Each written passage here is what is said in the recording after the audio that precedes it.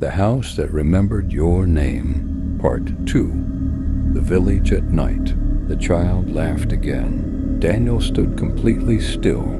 The sound came from somewhere behind the house. A small, innocent laugh, the kind a child might make while playing hide and seek. But there was something wrong with it. It lasted too long. Ha! A pause. Ha! Another pause.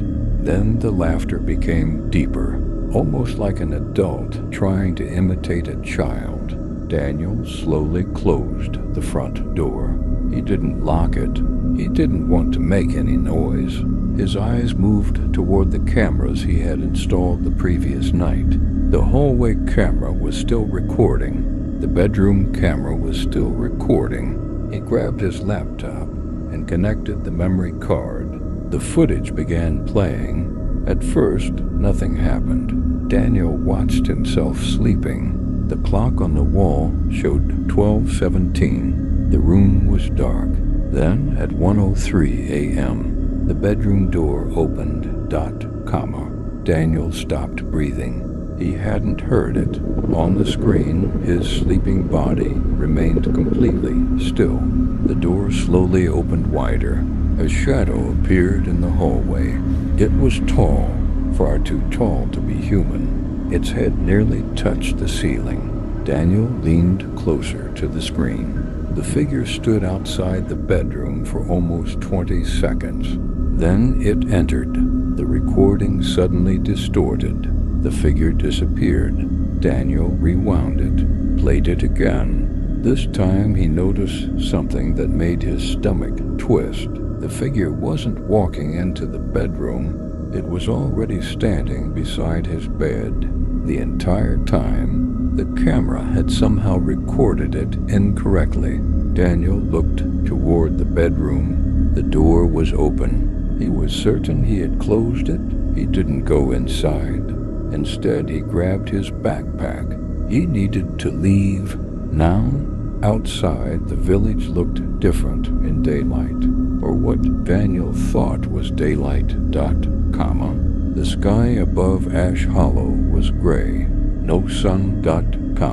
No clouds. Just a flat, pale emptiness. He walked toward the truck.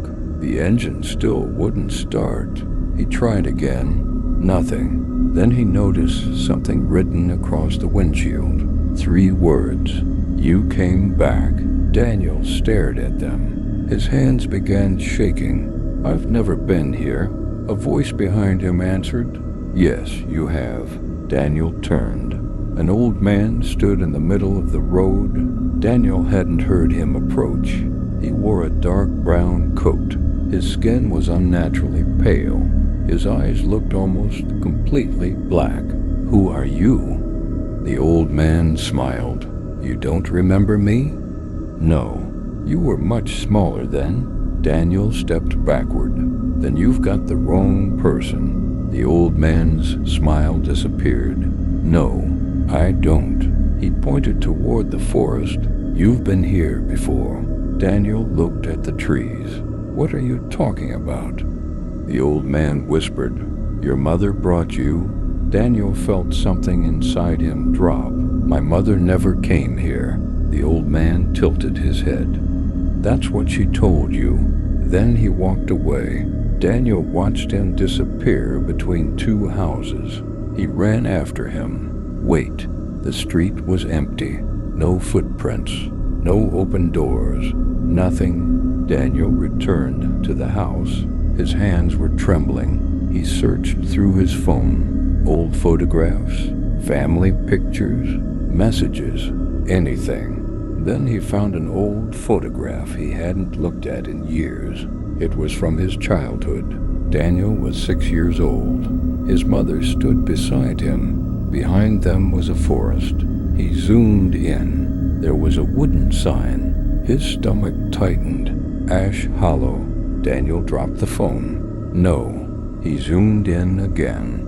The photograph was real. He remembered the day, or thought he did. His mother had always told him they went camping near a lake, but behind the trees there was a house. The exact house where he was standing now. Daniel felt sick. His childhood memories began breaking apart. The lake, the tent, the campfire, his mother's voice. Then another memory surfaced, a little girl. She had been standing near the trees. Daniel remembered playing with her. He remembered her name, Emily, then something else. Emily had disappeared. A knock came from the bedroom. Daniel froze. Knock, knock, knock. He slowly walked toward the room. Emily? Silence. He opened the door. Nobody. On the bed was an old photograph. Daniel picked it up. It showed two children standing outside the church. Daniel and Emily on the back, written in faded handwriting. Daniel promised he would come back. His breathing became shallow. He turned the photograph over again. A second line had appeared, fresh ink, and he always keeps his promise. Daniel dropped it. A child's voice whispered from underneath the bed. You promised. Daniel stepped backward. Emily? Two small hands slowly appeared from beneath the bed. Daniel screamed and ran. He slammed the front door behind him. He didn't care about the truck anymore. He ran toward the forest. Trees rushed past him. Branches scratched his face. He kept running. 10 minutes, 20, 30. Finally, he stopped. He looked around. The village was gone. The forest was silent. Daniel laughed nervously. I'm out. He checked his phone. Comma. No signal. But the time had changed. 12:18. For the first time since arriving, the clock had moved. Daniel smiled. He had escaped. Then his phone rang. Unknown number. He answered. Comma. Hello? Nothing? Then a little girl whispered, Daniel. He closed his eyes. Emily? She began crying. Why did you leave me?